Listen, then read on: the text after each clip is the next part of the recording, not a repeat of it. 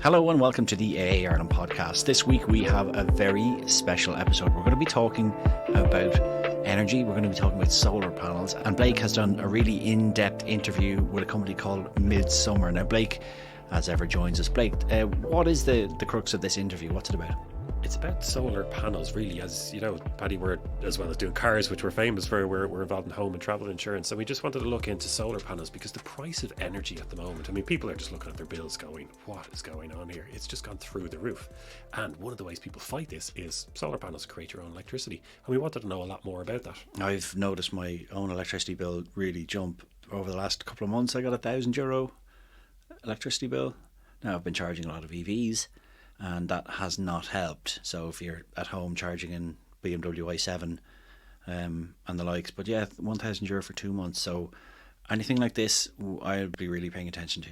Yeah, and it was quite interesting because if you talk to people in general, I myself, up until quite recently, I didn't have a clue what a solar panel was. It's witchcraft up on the roof. I don't know what it is, so it was good to get a bit more information about that.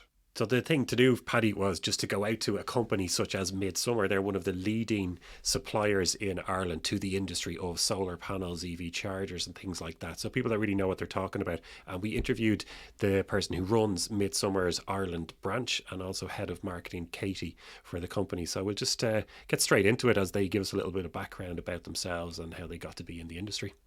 In the event that your car requires mechanical assistance, the AA offers our customers the ability to log a breakdown in our app, log a rescue in the app within minutes, and have an AA patrol at the scene to assist you in approximately 90 minutes. Browse the AA app today to obtain great discounts from our partners, which includes perks like discounted fuel at selected Circle K garages across the country. Paul and Katie, thank you very, very much for joining us today. Firstly, could we just get a quick intro into your backgrounds? Yeah, I mean, my background was electrical wholesale for 20 years, and then I got into the green side of renewables about sort of 12 years ago. And Midsummer 3 years ago. So I was sort of around in the boom days in the UK when the FIT tariffs were coming and going. And yeah, I moved over here, 3 years ago nearly, to sort of take on the next wave in Ireland. Excellent. Which is just getting started. Good timing with COVID. Yeah. And what about yourself, Katie?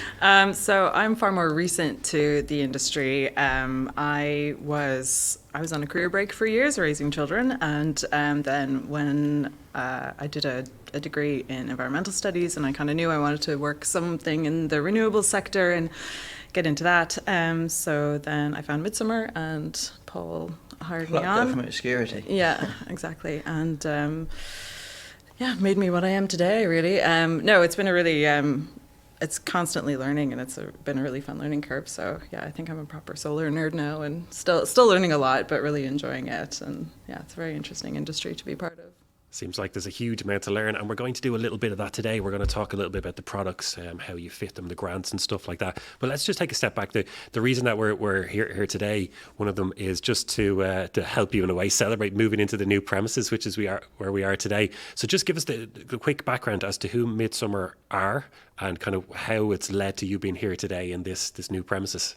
Mm-hmm. So Midsummer started, in 2005 in Cambridge, I think? Yep. So Andy started it on his canal boat, I believe, and from there kind of went mostly into off-grid, and then they sort of expanded into more on-grid things, and they've just grown and grown. Yeah, strength to strength ever since, really. And then I think 2019 they decided to open up a our branch here. subsidiary 2019, just before COVID, which was brilliant timing. I took over in 2020, and we've gone from like a team of 3 people in a 4,000 square foot warehouse to a team of 10, still short staffed, to sort of a 20,000 plus square foot warehouse inside 3 years. It's been a great team effort. There's been like a huge increase. I think when I first started, the first few months was sort of, reaching out to people and calling out and things like that. And then I got to a point where every time you hang up the phone, it was ringing again, and there just wasn't enough people to actually answer all the phones. It seemed like it really just took off so quickly. So yeah, it's been a really exciting sort of solar coaster journey with Midsummer. Great to see that progress, and we'll touch on that later on in the podcast as well, about the national move towards solar and what it means.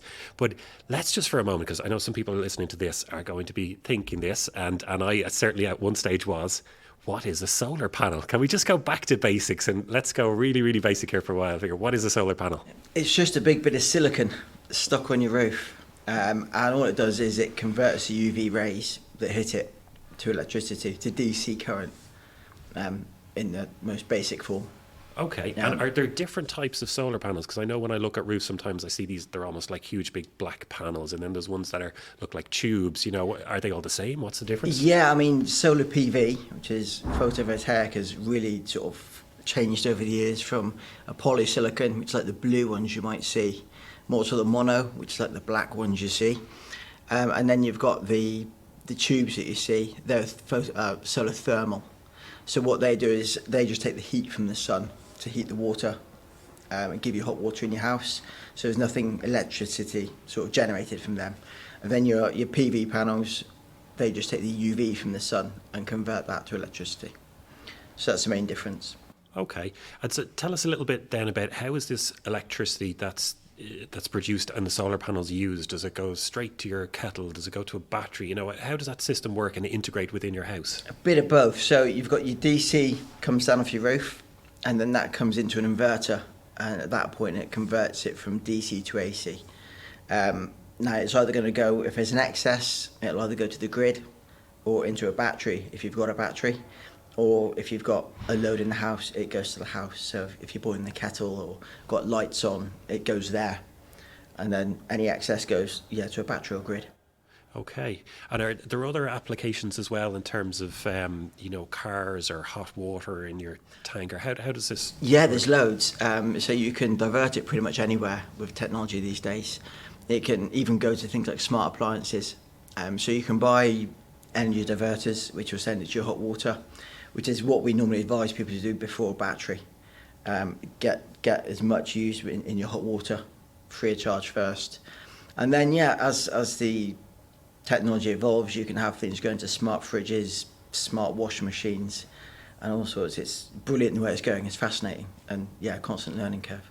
Okay, and here's another thing that's quite abstract to people to say, I'm producing power on my roof and it's going into my house to power my appliances. But a lot of people, I don't think, have any sort of conception as to how much is being produced or how much I'm using. Can you just help us understand that a little bit? And then maybe it's a how long is a piece of string answer, but at least give us a start. It's kind of hard. A 4 kilowatt system will produce about 4 kilowatts in that hour if it's on a perfect day, perfect conditions. But it rarely is, and you'd need a perfectly south-facing roof. There's lots of projection you can put into online tools and things, which is probably your best bet to do. We can do projections based on air codes, but there's so many factors with shading, layout, positions, pitch of the roof. It really is a how long is a piece of string. Okay, right. Well, then let's have a look at, are there any particular examples? I'm sure you guys have come across certain installs where someone's put up, for example, 3, 4, 5 kilowatt system and they manage to power their car off it or their hot water, or in summertime they don't pay much for electricity. Have you any examples like that? We've got a few customers that have got sort of 6 kilowatts on their roof, and mostly through summer they don't have an electricity bill more than €10. It covers a lot of your electricity, as long as you get your usage right, and that's kind of the key thing. I suppose having solar is a bit like when you buy an EV, you change the way you drive, and with solar you change the way you use electricity. Yeah, you have to change your habits a little bit to kind of make the most use of it during the day, because Exactly. So your hot water is done during the day rather than night through your PV. You put the tumble dryer on during the day. So various things like that. It's just a change of habits when you've got solar. Okay, and because at the AA ourselves, a bit like yourselves, we're kind of involved in home, and home insurance is becoming a bigger and bigger thing for us. But cars are predominantly what the AA has done in the past. So let's look at that as an example. Can you just track how it would work for somebody who has an electric vehicle and they also want to get solar on the roof? Is it as simple as putting a 3-pin plug in when you know the sun is shining, or how does that whole journey work? That normally works with the charger itself. So the charger, you'll plug the car into the charger, and then that will monitor the usage in the house, and then when there's an excess of 1.4, it will send it to the car. So the parameter is it's got to be minimum 1.4 because that's what the car's asking for. The cars basically control the charge. all the charger does is it looks for when the excess is available. And as long as you're in the right mode with that specific charger, it will then send it to the car. Okay, and are we talking about, enough energy just to drive down to the end of your street, or is this a significant amount of energy? It depends on the array size, but minimum of 1.4 kilowatt, and then maximum of whatever the car will take, which is normally around 7 kilowatt, which you could potentially do with the right size system, but you're more likely to be putting sort of drip feeding it around 3 or 4 kilowatt, depending on the load of the house and the size of the PV system. So it is kind of a slower charge, but if it's plugged in for a day on a weekend, you'll get a fair few miles put into your car for free. It's good to hear. And I know one thing that I want to move on to at some stage is like a myth-busting thing, but we might just move along to the Irish market for a moment and come back to some of the conceptions that people have about solar in Ireland and whether it works or not. But Katie, maybe I could just ask you a little bit about demand for solar in Ireland. Obviously, demand is good for your business, but is it growing? Is it stagnant? What's the market like out there? Yeah, I mean, we've definitely seen a huge growth. I mean, even if you just drive around and look at roofs, there's so many naked roofs out there. There's a huge demand for it. There's huge potential in the market for it. I think I've sensed a bit of wariness, even with sort of commercial projects and things like that people were kind of unsure if it was worth the investment. And what I've seen with sort of the energy prices going up, that a lot of people are far more interested in, okay, what can I actually do to get the cheapest energy possible, kind of thing. How will a solar panel array, benefit me? So yeah, I've seen a definite increase in demand. Sales have definitely gone up. So yeah, there's huge potential, and definitely the demand has increased. Okay, and it's great to see that the demand is increasing. But I suppose there's a flow there, isn't there? We also need people to install this. So how is the supply so large now at the moment that we're struggling to have installers? There's enough product coming into the country. What's that like? I think last year was a tough year for supply. There was a good few supply chain issues, obviously with the situation in Ukraine, shipping. There was a lot of factors, even sort of the remnants of COVID in Suez factories. Canal, yeah, like there's been, it was kind of one thing after another, wasn't it? So yeah, it was definitely a difficult year. I think most products have eased out now. I think everything's somewhat back to normal. So supply doesn't really seem to be a problem. As for installers, I think there's quite a high demand, I think, even from some of our customers, like, if you know anybody, any sparks around, tell them to give me a shout, kind of thing. So I think there are a good few companies that are looking for more.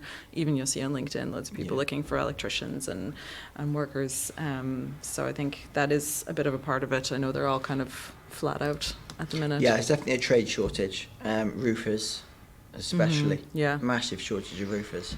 And that's probably going to be the next stumbling block, is the lack of qualified trade people to actually carry the installs out.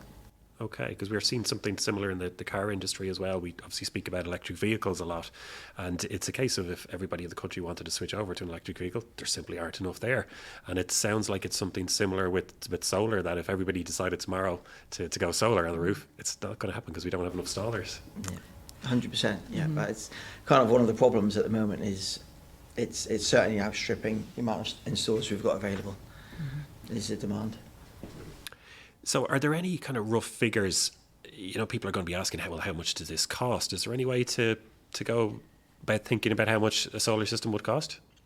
Yeah, sort of. We can give a rough guide, because we just supply it to the trade. But just from feedback we get from sort of installers, an installation can be anywhere between 10 and 20,000 euros before the grant, depending on the size of the system, the spec of the system. So yeah, with the grant, probably start from around 6,000 euros, right up to anywhere sort of 16 to 20,000. Okay. It's kind of a rough guide. And roughly, what would that, the cheaper end of it, what would that get you in terms of? The cheaper end, you could still probably get a 4 kilowatt system without a battery, just a basic inverter, maybe an engine inverter. I don't want to stitch up the installers too much, but yeah, you'd get a well-functioning system for that, as long as the design's right. I've always said if someone's had a well-designed solar system put on their roof, they'll be happy with it. Okay, and then you touched on grants just there. You mentioned those. Now, I know there's been a couple of big announcements recently about grants shifting. So what is the situation with grants? Are there significant amount of money available to people? Yeah, there's the VAT that's just been dropped off panels, which on average will save about €1,000 per install. And then there's a €2,400 grant, which you can get on top of that. So it's quite significant grants, actually. Yeah. Okay, that's a lot of money. It really helps ease that burden of the upfront cost then. It does, yeah. And with 100%. EV chargers as well, there's a €600 grant, I think, Yeah. for each individual charger. Okay. And tell me a little bit more about the grant. So this is obviously a part of the government's intentions just to reduce the carbon footprint overall of both individuals and the country. And do you see that advancing any more, or are they doing enough or the right things to get people encouraged to put in solar? Yeah, I think they are. I think the grant is good. It raises awareness. Whether it will still be needed in 2 or 3 years' time, I don't know. When you look at other models around Europe, the UK, where there's no grants at all, it's busier than ever. So grants are a great introduction to get people sort of more interested and asking the right questions. Is that something that you meet? But as electricity costs rise and awareness is comes, it possible for you to answer it? more, How long is then the payback? Well, again, Yeah, I don't think it that does quite come is down to needed, the system in the that future. you're There'll installing be and sort of I suppose how beginning much, at the end, I what think, sort of as use the you're going to get adoption out of it. curve It's a picks bit of a, how long is a the piece of cost string of question materials again. It's down to individual habits and, say whether you get a battery installed or, and what size of the battery. But I think generally, I think, Paul, you were saying it can be as low as 3 years for, say, like a large commercial install. Yeah. But, for residential, you could be looking from anywhere to 6, 10, 12 years, sort of depending what, the initial investment was and how the system is being used, I suppose. That is an incredibly low amount. 3 years potentially, or even 5 or 6 years for domestic. We've seen some commercial rates coming back at around 3.5 year payback, just from feedback from installers. Which, for a commercial, it's an absolute no-brainer. But domestic anywhere between, like Katie said, between 4 and 10, depending on battery, size of system, self-consumption. Okay, and on that as well, because we were talking about installers earlier on and you're speaking to them a lot, what sort of lead times are we looking at for systems now? Is this a case of people will get somebody out of their house next week, or what's it like? It's hard to tell from sort of an installer point of view. I mean, for us, we've got really good stock and, we're happy to supply everything as needed. In regards to, it's more, I think I'd say that's more a question for installers. I'm not sure actually how long it would take them to get back to just chatting to installers, I'd say it's probably around 4 to 6 week lead time. Okay, we're not talking about 6 months here anyway. Depending on the installer, no, it's the biggest hitch is getting roofers in. So I wouldn't say 6 months. No, probably 4 to 6 weeks. Okay, and let's move on now to people who are listening to this. They might be going, "Oh, yeah, I'm convinced. I love the idea of solar." What should people be thinking about? If I'm just sitting at home going, "Oh, will solar work for me?" It's obviously not going to work for everybody. If you're a middle floor of an apartment, you're kind of out largely anyway. So what do people need to think about? What are the steps that they would go through if they're considering getting solar? They need to get in someone that they sort of a tradesman they can trust, who knows what they're talking about, and can talk them through the steps. Talk them through the products that they're recommending and why they're recommending those products. So it's just finding those installers that really know what they're installing. Because you find that sort of the most reliable and the guys that are always busy are the ones that stick to certain products and they know that product inside out. So it's just getting a good feel for the guy sat in your front room giving you a quote and making sure he's telling you sort of relevant information about payback, why he's picked the panels he's picked, why he's chosen that inverter, and just justifying why he's picked those over potentially something cheaper. Okay, and what sort of considerations then is the installer who might come in? Are they going to look at which way your roof is facing? Is it flat? Is it pitched? What kind of things is the installer looking for when they come to the house? Yeah, orientation of the building, the pitch, the type of roof it is. Any shading, there's a lot of... potential blockages, any external factors, trees, cables. Access is a big one for them. Make sure they can get the scaffold up safely. They'll be looking at everything, even inside the house where the consumer unit is for cable runs, making sure that stays neat. Loft spaces, making sure they can access them if they need to. to run cables through. So yeah, there's a lot for them to be sort of looking at before they actually start the install to make sure that it's suitable. Okay, and is it a case of just get the biggest possible solar array on the roof, or how do people start to get a picture for how much they need? Obviously, if you have an electric car, you might have a higher demand, or what sort of, how do you come to determine how much solar I need on my roof?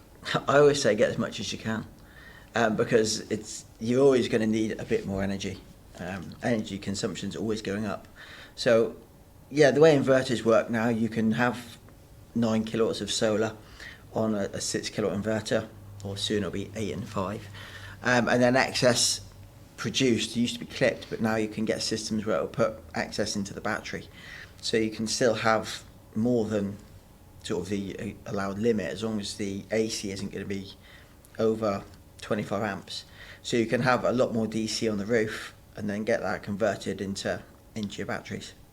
Or even in winter months, it's going to improve your yield through winter months more than it is during the summer. So all year round, the more PV you've got, the better performing system you'll have on average. Okay, and one thing you've mentioned a few times is the idea of excess, that your solar panels might be producing too much. Mm-hmm.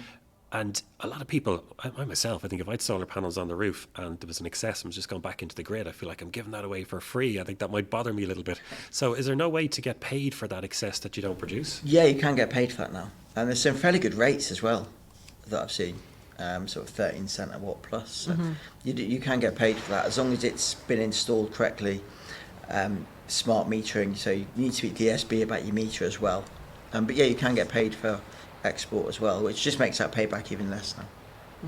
I know that some people listening to this are going to have some concerns about solar panels, how they work, will they work indeed? So let's just talk about some of those. Well, you might tell me that they're myths, but concerns that people might have. And one is that Ireland, look out your window, it's always raining and it's cloudy and it's miserable. Solar doesn't work here.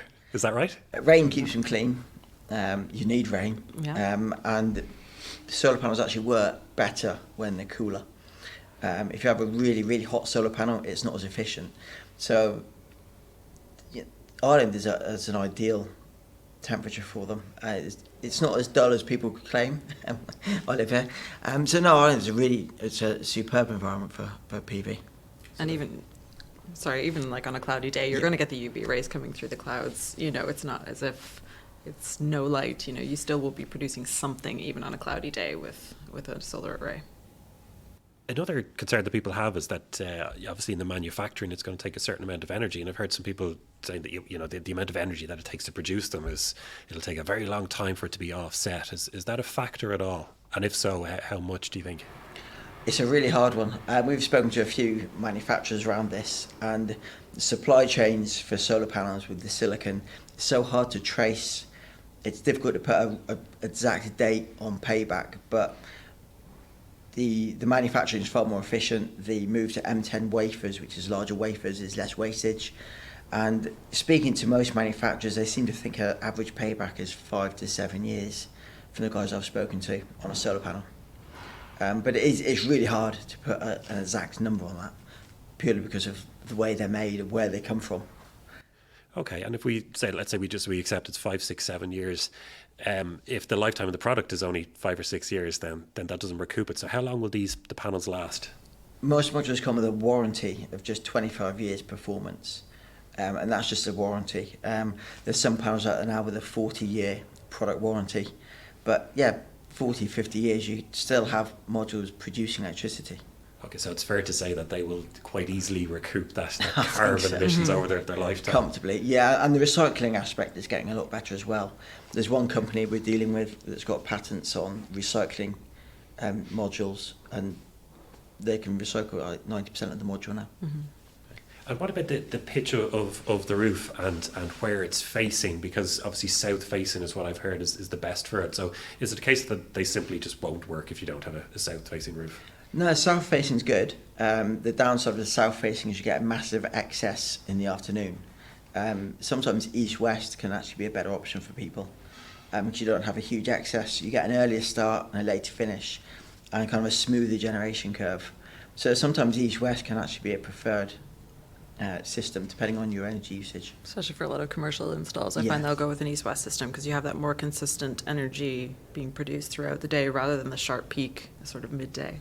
Okay, and for anybody who's listening in now, all three of us here are using our hands to Yeah, chart sorry. something that's like a bell curve. So the idea behind this then is that because it's east facing, that it catches the sun earlier. Is that it? That's right, yeah. Yeah. Okay, and then because when the sun is at its height in the afternoon, you don't get that huge bell curve because your panels are facing slightly east and west. That's right, yeah. And there's a certain amount of energy that will cause the inverter to kick in, right? So it'll kick in your electricity production earlier in the day and keep it going till later in the evening as well. Excellent. And are there any other myths or concerns that get presented to you guys that you think that's just not true, that's not the case, or I wish people knew that? Moon panels, they don't exist. Is that a thing? Yeah. It's an April Fool thing every year, and I still get asked now if you can really? get moon panels. Yeah, so they're not a thing. Okay. And the design is crucial with systems, and the way shading affects modules can be quite severe. I quite often drive past a house and they've butted a module right up to a chimney, which is shading 3 or 4 of that string, and it drives me insane. So sometimes less is more. It's not the size, it's what you do with your PV array. Very good. And that's just a great way to start wrapping up. But then lastly, before we leave, just tell us a little bit about how you see the future for solar PV going. I mean, specifically in Ireland, but in general, are there products that we're all about to see very soon, or where do you see the market going? Just a little kind of a look to the future from both of you, maybe. It's going to grow. I think it was less than 1 or 2% of roofs in Ireland have got solar on. So it's only just getting started. With the way batteries are coming, they'll be used for grid balancing, and with cars coming on with vehicle to home. Again, in the next few years, that will be coming on board. Virtual power plants. It's really exciting. Just the way people buy their energy will change, and a lot of that will be down to the way solar works. Yeah. So, yes, it's a great industry, and you can't sit still. It's constantly evolving. Yeah, and it's very interesting. We find a lot of end users that will get in touch with us because they've heard about a product, on social media or something like that, because there's so much innovation happening in the industry. The panels are getting smaller and more powerful in some cases, higher output per sort of square meter type thing. So it's really interesting to see how the technology is evolving, inverters, everything. They're just getting that little bit smarter, a little bit longer warranties, higher outputs on a smaller space. So it's a really interesting evolution of the products. I think is really, really interesting. That's fantastic. And maybe just a final word from you, Katie, as you're the marketing person in-house. How can people get in touch with Midsummer? Do you have a website? Do you have any events coming up? Anybody who's listening to this might, that was really, really interesting. I'd like to learn a bit more. Where should they go? Absolutely. So we have our website. It's just www.midsummer.ie. You can email us at sales@midsummer.ie. For all our PV and EV installers out there, we're having a launch party for our new warehouse on May the 4th. So for all you Star Wars fans, that should hopefully stick out in your head. And we're going to have a lot of suppliers here, and product displays, giveaways, freebies. It's going to be a really exciting day to launch our new warehouse for everybody to come and meet the products, meet the suppliers, and meet Midsummer. Wow, well, you certainly seemed like you were enjoying yourself there. That was Blake Boland, that is most kid in a candy shop, as far as I could hear from that. You enjoyed yourself, I think. I did, yeah. It was just great to get someone like that in a room in front of you, tie them to the chair and ask them questions, and really just pick their brains about what solar panels were, how they work, as everybody just heard, but also put a little bit, some of the concerns that people will have about, well, look, it's Ireland, when you look out your window, Where's it's just the sun? Clouds, it's rain. Solar panels are not going to work, and they, carefully and diligently explain to us that actually they do, and Ireland is a good place for them. And I guess people will have to realise as well that there is an investment, and it might take a little while before the investment starts to pay itself off, but in the long run you really can make some savings. Yeah, especially with the way energy prices have gone in the last year or so. So look, while we're here, Blake, home insurance is something that people probably don't pay as much attention to as they should. We know that within the AA that's a product that people just sort of come back, buy again, and don't really pay much attention to.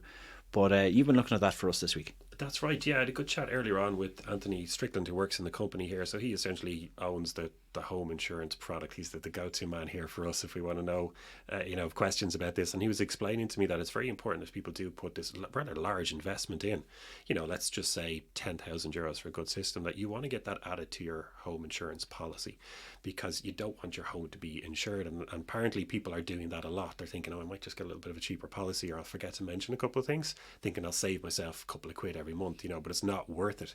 And Anthony was explaining to me that you could just, call up your insurance provider, whoever you're with, and get your solar panels added on, because you might spend 3, 4, 5,000 euros on the actual equipment, but then there's a lot of money that's going to be passed on to you in terms of the cost for scaffolding, for the electricians to hook it up, and that cost of installation is significant. So even if your home insurance isn't up for another 9 or 10 months, don't wait. Just get on and talk to your insurance provider and let them know, because you might be increasing it by 10, 15,000 euros in terms of the cost of the system that you put in. And it really is worth doing. It's something that Anthony was recommending strongly. Definitely food for thought, and I think it's something that more and more people will be looking at over the next weeks and months, and especially over the years to come, because of these rising energy costs, and as well with more people turning to EVs and charging their cars at home, because that does, and I can vouch for that, really can add a big lump to your energy bills. That's right, and it's something we saw one of the products there, the Zappy charger, and it's something that people don't quite realise, that you can just put free fuel into your car, and it can be a significant amount. So I know we touched on it in the podcast there, as people heard, but you could almost drive for free just by topping up your car as you're sitting at home. Then you got yourself a nighttime rate between 2 and 4 a.m. and you're putting another €2 or €3 electricity into it, and that's it. Like, for example, I know a guy I train with him, and he says that about 4 or 5 months a year he has zero, because he's got a good solar system on his roof and an EV. So for about 4 or 5 months of the year, he has pretty much zero energy bills for home heating, hot water, cooking, lights, and all of his driving. Wow, that's unbelievable. Let that sink in. If you do need home insurance, well, we can help you out. Go to the aa.ie and you will find our best deals, our latest deals on home insurance. So well worth a look. And that's it from us this week on the podcast. Thank you very much for listening. We can see the numbers growing all the time, and that's given us a great little pat on the back. Really appreciate it, and we'll catch you on the next one.